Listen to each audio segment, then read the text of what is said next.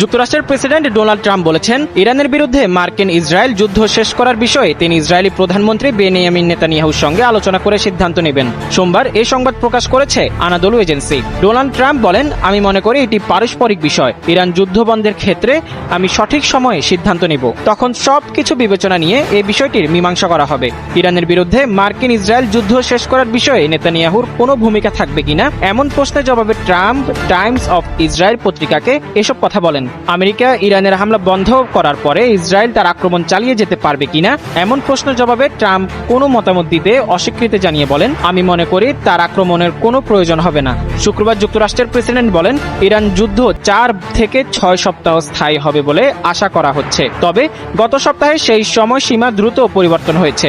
Trump বরাবর Iran যুদ্ধ সমাপ্তির বিষয়ে একটি নির্দিষ্ট সময়সীমা নির্ধারণ করতে অস্বীকৃতি জানিয়েছেন।